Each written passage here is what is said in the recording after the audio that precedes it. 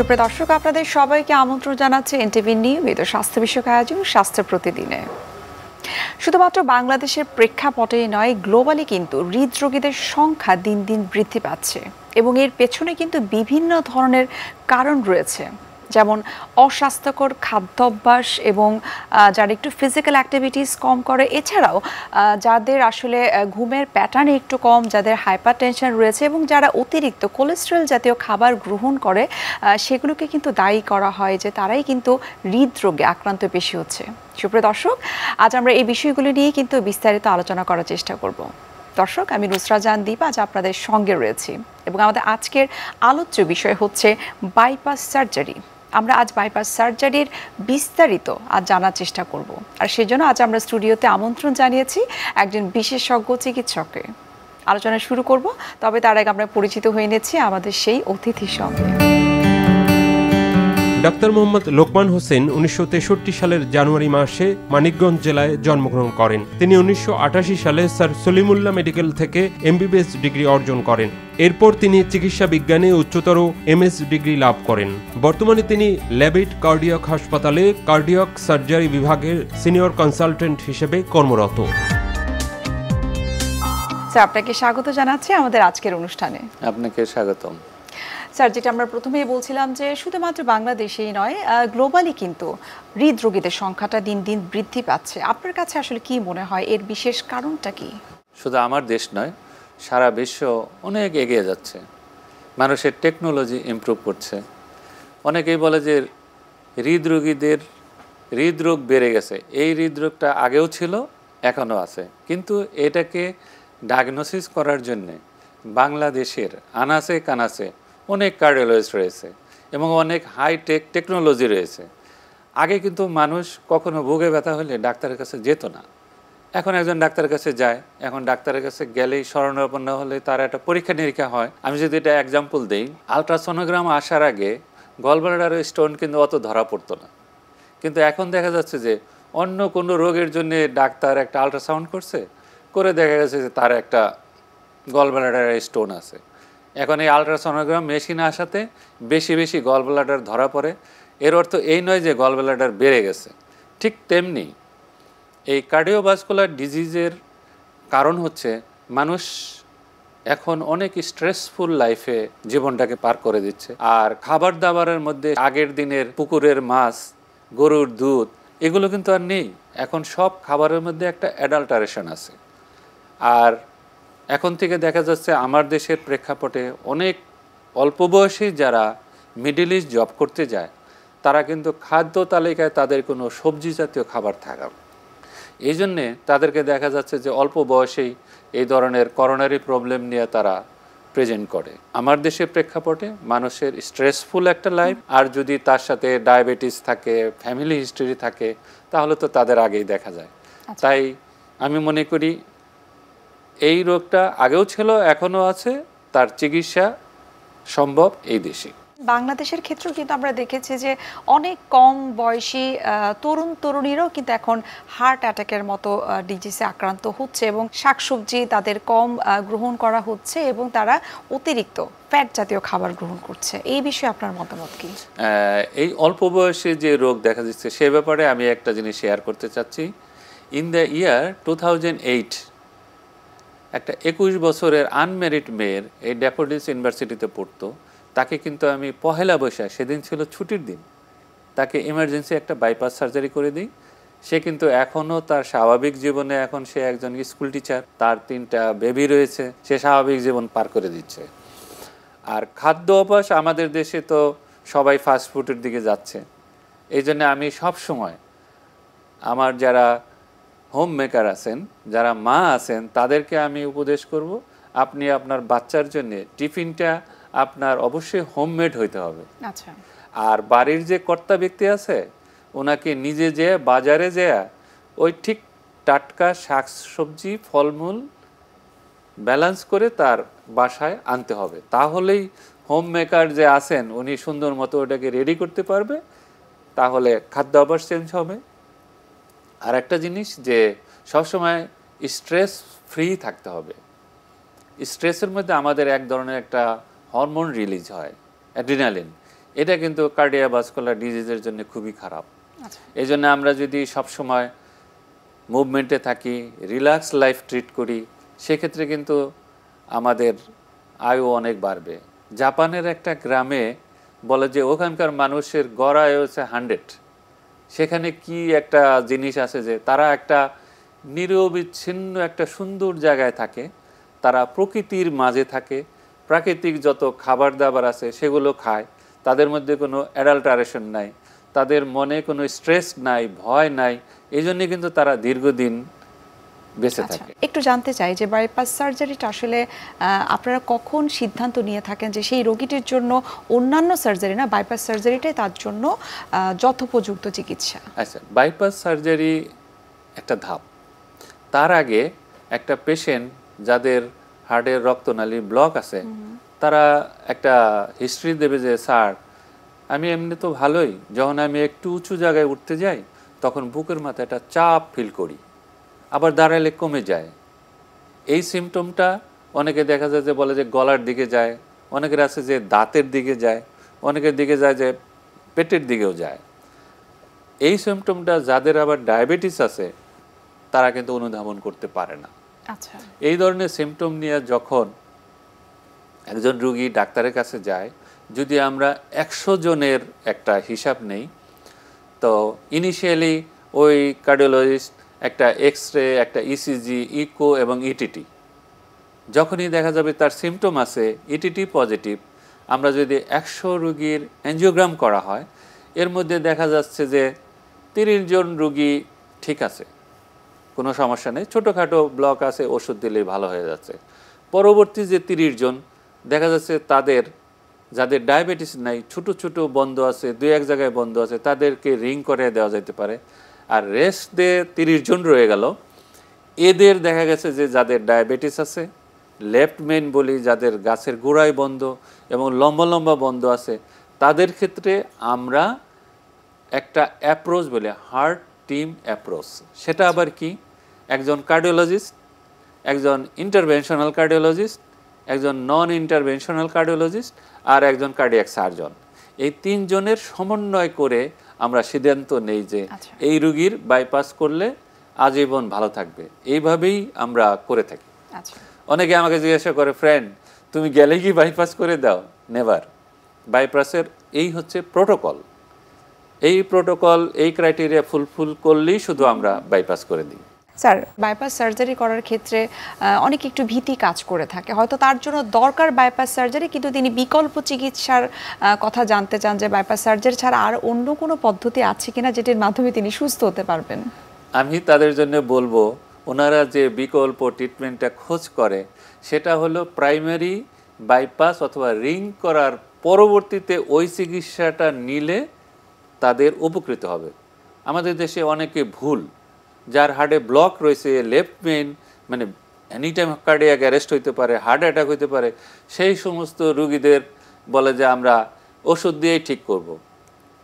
বর্ষাকালে যখন একটা রাস্তা ভেঙে যায়, আপনি যদি রাস্তা মেরামত না করে ওখানে গাড়ি চালায় দেন, তাহলে কি গাড়ি চলবে? নিশ্চয়ই চলবে না। তার জন্য একটা বাইপাস রাস্তা তৈরি করতে হবে।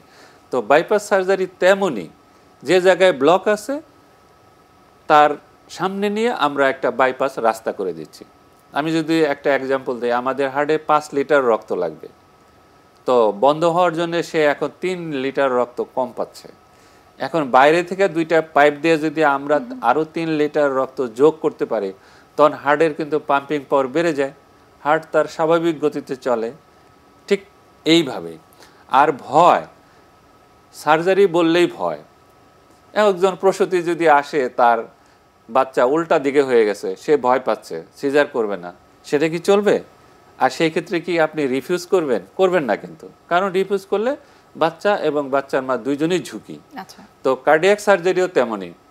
আর একটা মেসেজ আমি দিতে চাই, আমাদের সব রুগী অপারেশনের পরের দিন সকালবেলায় যখন আমি রাউন্ডে যাই, যখন জিজ্ঞাসা করি, ওরা সবসময় বলে স্যার আমার অপারেশন করবেন না।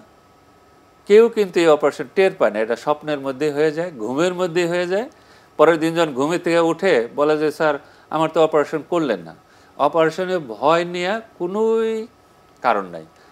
আজকাল আমাদের আধুনিক যে অ্যানেস্থেশিয়া, যে বলে অজ্ঞান করা হয়, এটা এত সুন্দর ওষুধ যে আপনি টের পাওয়ার কোনো কায়দা নেই। এই যে বাইপাস সার্জারির ক্ষেত্রে আসলে কোনো রোগী যদি একেবারে করতে না চায়, বিকল্প চিকিৎসা হিসেবে আপনারা কি সাজেস্ট করে থাকেন? বা অনেক রোগীরা কিন্তু আমরা দেখেছি যে তারা পার্শ্ববর্তী দেশে কিন্তু চলে যাচ্ছে চিকিৎসার জন্য, এই বিষয়ে আপনি কি বলবেন? আমি আজ 25 বছর যাবত এই সার্জারি করি। তো আমার ওপিডিতে যখন একটা রুগী আসে, আমার অনেক বয়স্ক রুগী দেখছি যারা বয়স 60-70।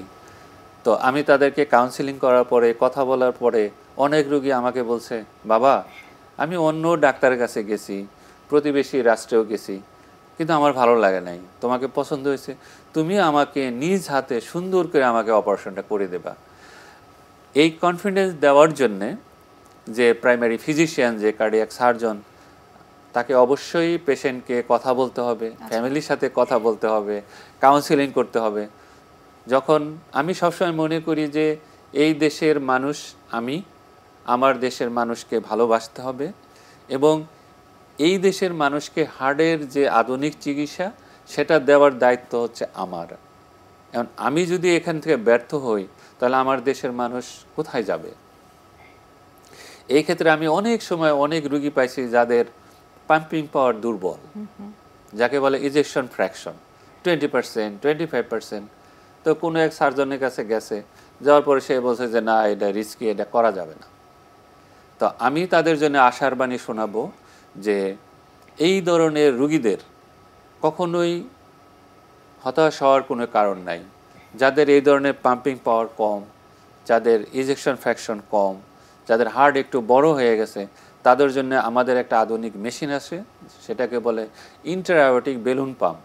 তার সাহায্যে অপারেশনের সময় ওই মেশিনটা আমরা লাগাই, আর অপারেশন পরবর্তীতে 2-1 দিন রেখে ওইটাকে আবার উইথড্র করে ফেলি। আচ্ছা, এতে দেখা গেছে যে সুন্দর অপারেশন হয়ে গেছে। আর এক গ্রুপের পেশেন্ট আছে যারা ঘুরতে থাকে, অ্যাঞ্জিওগ্রাম করেছে, দেখা গেছে যে একটা রক্তনালীও দেখা যাচ্ছে না।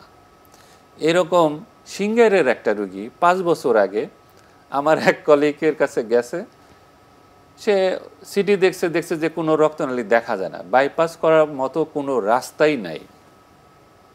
তো সে বলছে যে না, এর কোনো হোপ নাই, আপনি আপনার হাজবেন্ড বদলে ফেলেন। তো এতে মহিলা অনেক কষ্ট পাইছে। তো কোনো কারণে যেভাবে হোক আমার মেসেজ পেয়ে আমার কাছে আসে ওপিডিতে, তাকে আমি পেশেন্ট নিয়ে কাউন্সিলিং করি, তারপরে রুগীর সাথে কথা বলি। রুগী বলে যে স্যার, আমি হাঁটতে গেলে আমার ব্যথা হয়। আমি সে গুড সাইন, তার মানে হার্টের মধ্যে লাইফ মাসেল আছে, তাকে যদি আমরা বাইপাস করতে পারি সে লাভবান হবে। তো তাদের সাথে আমি কাউন্সিলিং করলাম। এটাকে বলি আমাদের এন্ডার্টারেক্টমি। যে রক্তনালী, চর্বি দেওয়া রক্তনালীটা বন্ধ হয়ে গেছে, ভিতরের থেকে ওইটাকে পুরাটা বের করে নতুন আর একটা রাস্তা করে দিলে রুগী ভালো। তো সেই রুগী অপারেশন করলাম, ঠিক তাদের সাথে যেভাবে বলছি যে যদি আমি এটা করতে পারি ইনশাল্লাহ আপনার রুগী ভালো হবে এবং বাড়ি যাবে।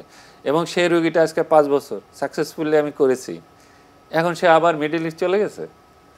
এই জন্য আমি বলবো কোনো ব্যাপারেই হতাশ হওয়ার কোনো কারণ নাই। আর একটা জিনিস, দেশের মাঝে বিদেশি সেবা, আমি এই কথাটা সবসময় বলি, সেটা কি, আমরা যে বাইপাস সার্জারি করি এর জন্য যে সেলাই করার যে জিনিস, সুতা, এগুলো কিন্তু আমার দেশে তৈরি হয় না, সব আমেরিকা বিদেশ থেকে আসে, জাস্ট আমরা অ্যাসেম্বল করি। গত একটা রুগী 1 মাস আগে একটা স্ট্যাটাস দিছে যে স্যার, আমি 10 বছর আগে অপারেশন করছি, আমি স্যারের সাথে ফলো আপে আসলাম, আমি ভালো আছি। তো ফেসবুকে যাওয়ার পরে আরেকটা রুগী স্ট্যাটাস দিছে যে স্যার, লোকমান স্যারকে দিয়ে আমি 17 বছর আগে আমি অপারেশন করছি, আমি দিব্যি এখন তাহাজ্জুদের নামাজ পড়ি, স্যারের জন্য দোয়া করি। এই ধরনের কথাগুলো না অনেক সময় ভালো লাগে। একদিন আমার কার্ডিওলজিস্ট কলিগদের পাশে বসে আছি, তো হঠাৎ করে একটা ফোন আসলো, বলতেছে বলে স্যার আপনার বাসার অ্যাড্রেসটা দেন। আমি যে কেন? কয় না স্যার, আম পাঠাবো। ওই রুগীর আমি 16 বছর আগে বাইপাস করছি। তো পার্শ্ববর্তী যে আমার কলিগ কার্ডিওলজি বসে আছে, তা আমি জিজ্ঞাসা করলাম, ভাই আমি যে বাইপাস করছি নিশ্চয়ই বাইপাসটা কাজ করতেছে। কয় অবশ্যই, না হলে ওই রোগী ফোন করে কেন আম এই যে পাঠাবে? রোগীরা আপনাকে এত চমৎকার কিছু ফিডব্যাক দিচ্ছে, সেটাও নিশ্চয়ই আপনার জন্য এবং আমাদের সবার জন্যই কিন্তু অনেক আশীর্বাদ স্বরূপ। আমরা আরো বিস্তারিত স্যার আপনার কাছ থেকে জানার চেষ্টা করব। আমরা এই মুহূর্তে একটু দেখে নিচ্ছি আমাদের স্বাস্থ্য প্রতিদিনের নিয়মিত আয়োজন কি খাবেন কেন খাবেন এই সেগমেন্টটি। সুপ্রিয় দর্শক, আপনারা দেখছেন স্বাস্থ্য প্রতিদিন এই অনুষ্ঠানটি। এ পর্যায়ে আমরা দেখে নিচ্ছি বিভিন্ন খাদ্যের পুষ্টি গুণাগুণ নিয়ে আমাদের পুষ্টিবিদের পরামর্শ। হার্ট ডিজিজ বলতে আমরা বুঝি হার্টের যে সমস্যাগুলি, মানে রক্তে কোলেস্টেরলের পরিমাণ বা চর্বির পরিমাণটা বেড়ে যাওয়াকে বুঝি। আমরা এক্ষেত্রে চর্বি জাতীয় খাবারটাকে অ্যাভয়েড করব, যেমন ঘি, পরোটা, পোলাও, বিরিয়ানি, অর্থাৎ তৈলাক্ত খাবার যেগুলো আছে সেগুলোকে আমরা আমাদের খাবারের তালিকা থেকে বাদ দিয়ে দিব এবং চেষ্টা করব যেন প্রতিদিনের খাবারের মধ্যে শাক সবজি, মিষ্টি জাতীয় ফল, টক জাতীয় ফল, বিশেষ করে আমাদের যে সিজনাল দেশীয় ফলগুলো আছে সেগুলো আমাদের শরীরের জন্য খুবই উপকারী। হার্ট ডিজিজ হলে যে মিষ্টি ফল খাওয়া যাবে না, এটা কিন্তু একেবারে ভুল। খেতে পারবো আমরা, কিন্তু সেটা পরিমিত পরিমাণে খাবো, যেন এই মিষ্টি জাতীয় খাবারটাই কোলেস্টেরলের পরিমাণটাকে যেন বাড়িয়ে না দেয়, অর্থাৎ কোলেস্টেরলটা যেন কোনোভাবে যেন অনিয়ন্ত্রিত না হয়ে যায়, সেদিকে আমরা খেয়াল রাখবো। বিশেষ করে দুধ জাতীয় খাবার যখন আমরা খাবো সেক্ষেত্রে আমরা খেয়াল রাখবো দুধটা যেন ননি তোলা অর্থাৎ ফ্যাটলেস হয়। ফ্যাটলেস দুধ খেলে আমাদের হার্টটা মজবুত থাকবে এবং হার্টের যে সমস্যাগুলো সেগুলো আস্তে আস্তে ধীরে ধীরে চলে যাবে। হার্টের পেশেন্টদেরকে আমরা মূলত লক্ষ্য রাখবো তারা যেন তেল জাতীয় খাবার, যে সমস্ত খাবার থেকে তেলের উৎসটা আসে, যেমন গরুর মাংস, খাসির মাংস, ডিমের কুসুম, মুরগির চামড়া, তৈলাক্ত মাছ, অর্থাৎ সম্পৃক্ত ফ্যাট থাকে যেসব খাবারে, সেগুলো আমরা অ্যাভয়েড করতে বলবো। আর আস্তে আস্তে যখন হার্টের প্রবলেমটা তার কমে যাবে, অর্থাৎ কোলেস্টেরল লেভেলটা যখন কমে আসবে, তখন সে ব্যায়াম করবে। খুব দ্রুত সে হয়তো ব্যায়াম করতে পারবে না, হাঁটতে পারবে না, সেক্ষেত্রে উনি অবশ্যই ডাক্তারের পরামর্শ অনুযায়ী করবেন। এভাবে যদি করতে থাকেন তাহলে খাবার মেনটেন, ব্যায়াম এবং ওষুধপত্র ঠিক মতন যদি উনি গ্রহণ করে থাকেন তাহলে অবশ্যই উনি সুস্থ হয়ে যাবেন। স্যার, এখন আপনার কাছে জানতে চাই, এই যে কার্ডিয়াক রোগ যাদের হচ্ছে সেটি যেন না হয়, কারো যেন বাইপাস সার্জারি না করতে হয়, সেটার জন্য আসলে আমাদের কি কি করা উচিত, অর্থাৎ প্রিভেনশনটা কি হতে পারে? আমি সবসময় বলি যে আপনার নিজের ইচ্ছাই যথেষ্ট। 1 নাম্বার, আপনি যদি ধূমপান করে থাকেন সেটা বন্ধ করেন। আপনার যদি ব্লাড প্রেশার থাকে অবশ্যই ব্লাড প্রেশারে নিয়মিত ওষুধ খাবেন, কন্ট্রোল করবেন। আপনার যদি ডায়াবেটিস থাকে আপনার নিজের ইচ্ছায় আপনাকে ওইটা কন্ট্রোল করতে হবে। আর প্রতিদিন কমপক্ষে 40 মিনিট হাঁটতে হবে। হাঁটাটা আবার কেমন হবে? অনেকেই ভাবে যে আমি এমন জোরে হাঁটবো, দৌড়াবো, শরীরের ঘাম বের হয়ে যাবে, আমার চর্বি গলে যাবে। এটা একটা রং কনসেপশন। হাঁটাটা হবে ওই রকম, শুধু ওয়ার্ম আপ হলে চলবে। আচ্ছা, যদি আপনি জগিং করেন তাহলে আপনার হাঁটুর যে জয়েন্ট আছে ওটা কিন্তু ক্ষয় হয়ে যায়। এই জন্যে ওই ধরনের জগিং করা দরকার নেই, যেটিকে আমরা ব্রিস্ক ওয়ার্ক বলে থাকি। Right, exactly. আর আমার রোগী যে দীর্ঘদিন ভালো থাকে তারও একটা রহস্য আছে, সেটা আমি বলতে চাই। আমি রোগীর বাইপাসের জন্য একটা সুতা, সেটা এইটো সবচেয়ে চিকন সুতা, সেটা দিয়ে আমি তার গ্রাফটিং করে থাকি, যেটা অনেক চিকন। ওইটা দিয়ে যদি আমি ডিজিটাল গ্রাফটিং করি তার প্যাটেন্সি অনেক ভালো থাকে। এই জন্য আমার থিয়েটারে সিস্টাররা সবসময় আতঙ্কে থাকে, স্যার এত চিকন সুতাতে সেলাই করেন, ছিঁড়ে যাইতে পারে, আমরা চোখেও দেখি না, আন্দাজি নিয়ে যাই। আমি বলছি দেখো, তোমাদের 2 মিনিটের কষ্ট পেশেন্টটা আজীবন ভালো থাকবে। এটা হচ্ছে রহস্য। এই যে এইটো দিয়ে সব সার্জন কিন্তু সেলাই করে না, কারণ সেলাইটা করতে গেলে একটু টান লাগলে ছিঁড়ে যায়। এই যে ডেলিকেটেড কাজটা, এটা আমি সবসময় মনোযোগ দিয়ে নিজে হাতে করি, যার জন্য আমার রোগীরা একবার বাইপাস করলেও তারা 20 বছর 25 বছর আগে যাদের অপারেশন করছে তারাও কিন্তু এখন জীবিত এবং ভালো আছে। স্যার, আপনার জন্য অনেক অনেক শুভকামনা এবং অনেক ধন্যবাদ আমাদেরকে এত চমৎকারভাবে কিছু ইনফরমেশন দেওয়ার জন্য। আপনাকে ধন্যবাদ এবং ধন্যবাদ এনটিভি পরিবার সবাইকে। সুপ্রিয় দর্শক, এতক্ষণ আপনারা দেখছিলেন এনটিভি নিয়মিত স্বাস্থ্য বিষয়ক আয়োজন স্বাস্থ্য প্রতিদিন। আজ আমরা কথা বলছিলাম বাইপাস সার্জারি নিয়ে। দর্শক, এই পর্যায়ে আমরা দেখে নিচ্ছি আমাদের আগামী পর্বে কি থাকছে। সারা বিশ্বে 12 এপ্রিল বিশ্ব পথ শিশু দিবস পালন করা হয়। বাংলাদেশে এই দিবসটি খুব বড় করে পালন করা হয় বা আছে এরকম আসলে খুব বেশি একটা নেই। তবে বাংলাদেশে একটা বেশ বিশাল বড় পরিমাণের শিশুরা যারা পথে রাস্তাঘাটে যারা ঘুমায়, যারা আসলে তারা আমাদের যে মেইন স্ট্রিম বলতে যেটা বুঝে স্ট্রিমে তারা নেই, তারা বিচ্যুত। বিশ্বের যে কোনো প্রান্ত থেকে যে কোনো সময় এনটিভি জনপ্রিয় অনুষ্ঠান স্বাস্থ্য প্রতিদিন দেখতে আপনারা ভিজিট করতে পারেন আমাদের পূর্ণাঙ্গ পোর্টাল www.ntvbd.com এ। এছাড়াও এনটিভির বিভিন্ন ধরনের জনপ্রিয় অনুষ্ঠান এবং নিউজ আপডেট পেতে আপনারা ভিজিট করতে পারেন আমাদের ইউটিউব চ্যানেল এবং ভেরিফাইড ফেসবুক পেজে। সুপ্রিয় দর্শক, আজ এখানেই শেষ করতে হচ্ছে। দেখা হবে আবারও আপনাদের সঙ্গে। সে পর্যন্ত আপনারা সবাই ভালো থাকুন, সুস্থ থাকুন এবং সবসময় এনটিভির সঙ্গেই থাকুন।